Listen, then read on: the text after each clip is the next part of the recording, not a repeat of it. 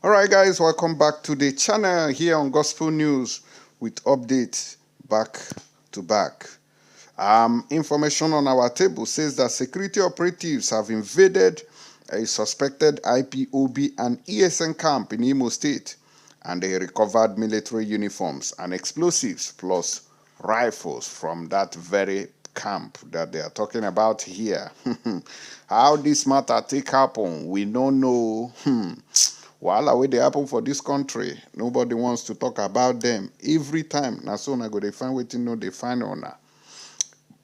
Now they say that IPU abi ESN say they dey inside bush, they pursue terrorists for there. You know, say that these Fulani terrorists have been camping in different bushes, but the Nigerian government, who are, I don't know what to say, they are behind these Fulani terrorists.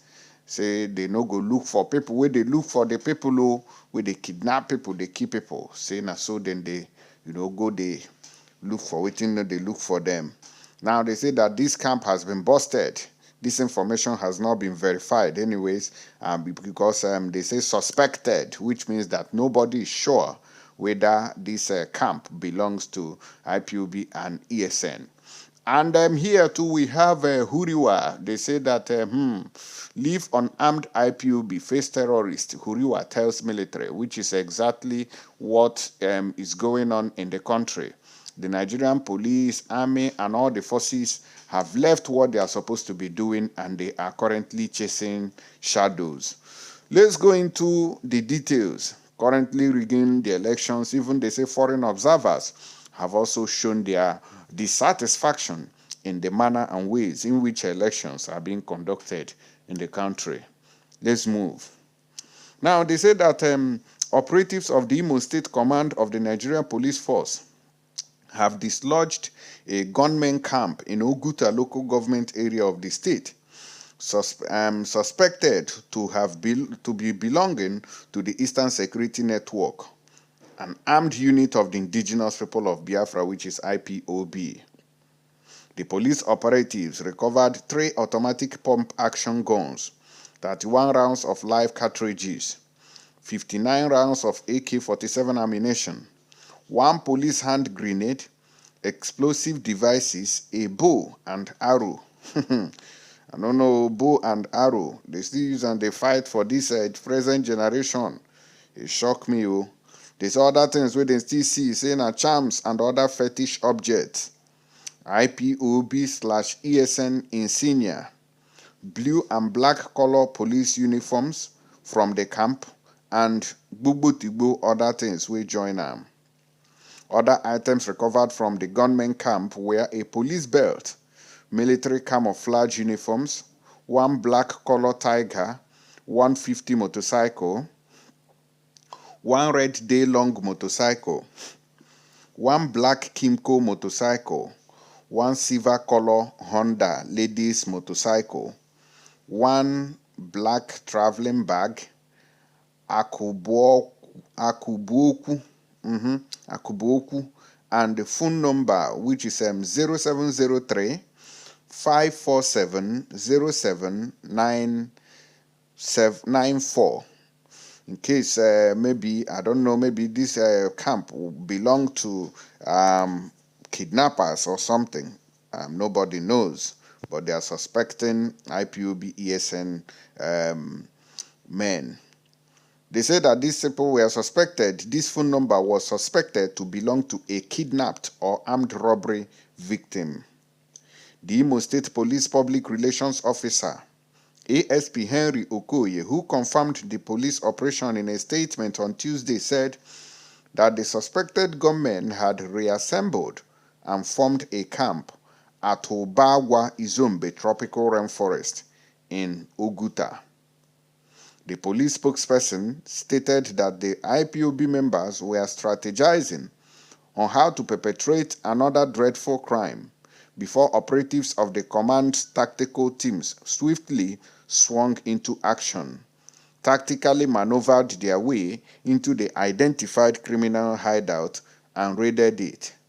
The hoodlums, on sighting the police operatives, engaged them in a fierce gun battle, but were overpowered by the superior power firepower of the operatives who professionally took vintage or vantage position and returned fire, forcing them to flee with various degrees of gunshot injuries.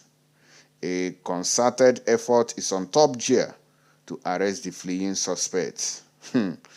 You see, whenever it comes to this Biafra land zone or Biafra territory, you will see the police, how they are strategizing, how they are positioning, how they are, staying well to carry out this gun shooting. Okoye said that the Commissioner of Police, Mohammed Ahmed Badi, while commanding the police officers for their gallantry, ordered operatives of the command to continually raid criminal hideouts and mop up illicit firearms. The police commissioner thanked Imo residents for their unalloyed support and assured them of the command's commitment to wiping out crime in the state.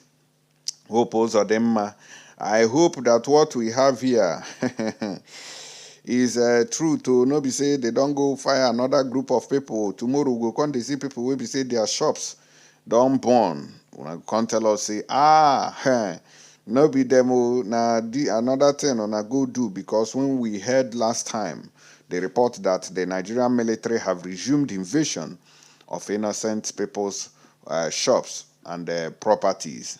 And so we take CM during the Easter. Una go there, go destroy things. I hope say it is not the same with this story. Now later now we go come to hear how una take go spoil something or destroy lives and properties. Where shall maybe they look? Maybe the forming committee will swing into action to make sure that they find out what really happened in this scenario. Okay, so before we move now to leave unarmed IPOB and face terrorists, HURIWA tells military. Let's play you the observation of the foreign observers in Adamawa state just concluded elections. May take know how the matter take happen for that region. Watch. Team members yesterday who were literally satisfied with how the election was going, but up until this morning there seemed to be what looks like a mild drama emanating from this place. Tell me, what are your thoughts as an international observer or agency to what's going on? Well, I came from Europe to participate in the observation of the election itself, and from visiting the polling stations yesterday I was very, very encouraged the amount of people that showed out. And then at the count process last night, when I left, I was informed that we resume in the morning at 11 o'clock. And then this morning to find out that something had derailed that scheduled process at 9 o'clock was devastating, to say the least. The count was very transparent. It was going very, very well. And I think that the last 10 local governments should be completed to finish off and get the true result of the election itself for the people, if nothing else.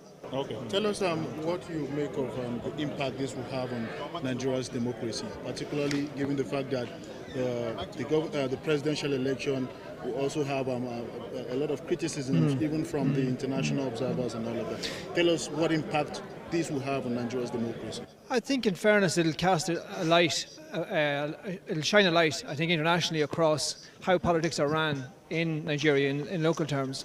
It doesn't matter if it's ground roots. Here we are today having this discussion when we shouldn't be.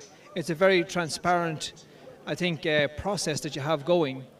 It should be finished and concluded, and people that aren't, I suppose, participating or aligning with it maybe ask themselves the question, should they stay in politics? Okay. So what would be your recommendation? I mean, given that you've monitored a lot of elections across the world, what in this kind of situation, what would you recommend?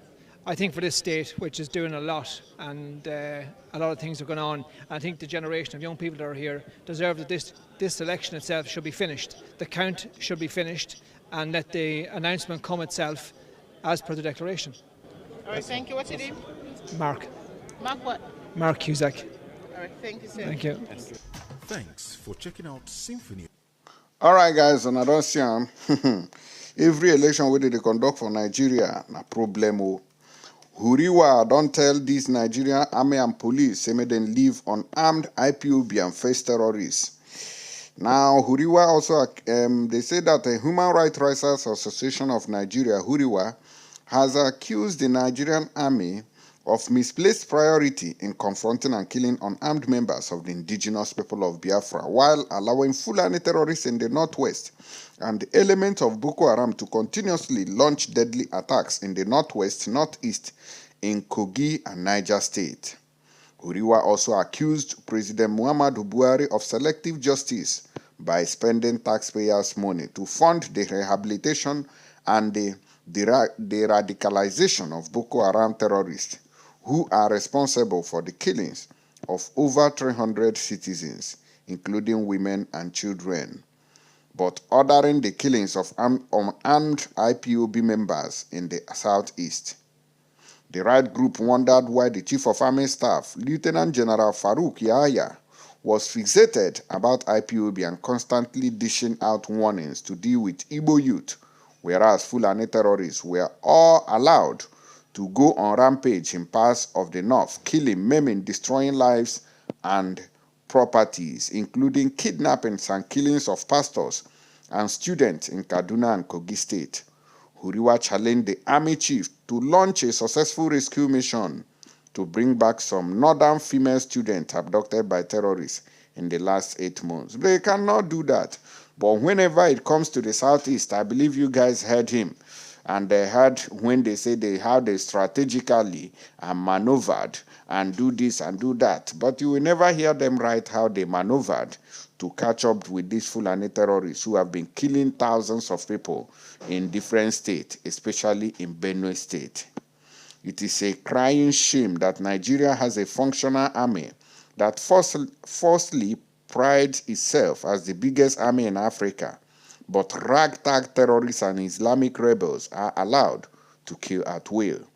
Where are the 30 Fulani terrorists declared wanted by the defense headquarters, and why are these terrorists being allowed to continue to expand their frontiers of attacks on soft targets, including schoolgirls, whom they routinely raid their dormitories to kidnap?